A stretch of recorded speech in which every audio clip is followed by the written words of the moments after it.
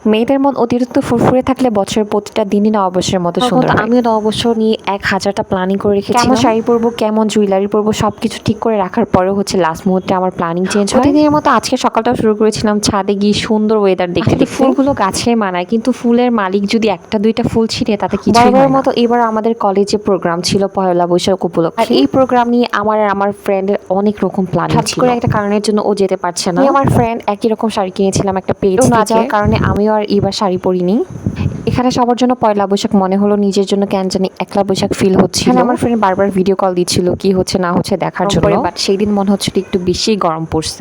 গরমে টিকতে না পেরে আমি তারপর হচ্ছে 1 ঘন্টা পরই বাসায় চলে আসি। সেদিন আইনো সবাই পান্তা ইলিশ খেয়েছেন, বাট আমার আম্মু সেদিন হচ্ছে বিরিয়ানি বানাইছিল। সব এলাকার মতো আমাদের এলাকায় ভীষণ পরিমাণে লোডশেডিং হচ্ছে। অতিরিক্ত গরমে হচ্ছে আমি ছাদে চলে গিয়েছিলাম। আমাদের এখানে নববর্ষের দিন বিকেলবেলা একটা মেলা হয়। আমি আর আমার ভাই দুইজন মিলে হচ্ছে মেলায় চলে যাচ্ছিলাম। আমার ভাই মেলায় ঘুরতে যাওয়া নিয়ে ভীষণ পরিমাণে এক্সাইটেড ছিল। অতিরিক্ত এক্সাইটমেন্টের জন্য সে চাউমিন অর্ডার করে ফেলে। টেস্ট অতিরিক্ত ভালো হওয়ার কারণে সে আর এগুলো খেতে পারে না। চারপাশে ওয়েদার, আকাশের ভাবভঙ্গিমা দেখে মনে হচ্ছিল এখনই কালবৈশাখীর ঝড় শুরু হবে। ছোটবেলার মতো এই বেলুনগুলো দেখে এখনো আমার মন চাচ্ছিল সবগুলো একসাথে কিনে ফেলি। অতি গরমে টিকতে না পেরে আমি আর আমার ভাই বাসার দিকে হাঁটা দিচ্ছিলাম। শালাম আমাদের এত পরিমাণে দাম বাড়ছে, 10 টাকার ভাড়া মনে 100 টাকা চাচ্ছিল। আর এই দিকে রাস্তা শেষ হওয়ার নামই নিচ্ছে না।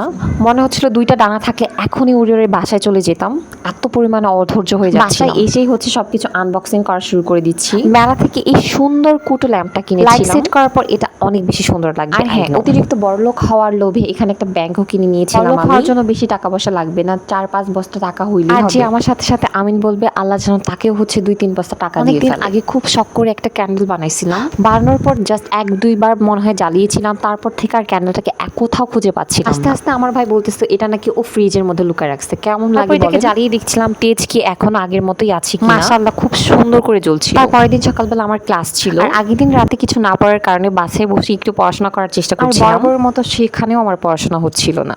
2 ঘন্টার জার্নি, 3 ঘন্টার ক্লাস, 5 ঘন্টা পর বিধ্বস্ত অবস্থায় বাসায় ফিরে আর পড়ার একটু এনার্জি থাকে না। প্রতিদিনই নিজেকে অনেক বেশি মোটিভেটেড করতে থাকি আজকে এটা করবো সেটা করবো, বাট লাস্ট পর্যন্ত দেখা যায় অর্ধেক কাজ কমপ্লিট করে ঘুমিয়ে যাই। আমি বাইরে গেলেই হচ্ছে আমার পছন্দের বারবিকিউ চানাচুর নিয়ে আসি। বাসায় আসলে এটা ওটা খেতে থাকি। ডায়েট তো আমার দ্বারা কখনোই পসিবল না মনে হয়। নিতে পারছি না, সাথে সাথে আমার গাছগুলোকে একদম যত্ন করতে পারছি না। মনে হচ্ছে ওদের সাথে অনেক অবিচার অন্যায় করে ফেলছি। গরম আসলেই হচ্ছে আমার 2-3 বার করে আইসক্রিম খাওয়াই লাগবে। আমার হাজার বকুনি খেয়েও এই অভ্যাসটা একদমই চেঞ্জ করতে পারছি না। একটা ছোট্ট পার্সেল আনবক্সিং করছিলাম।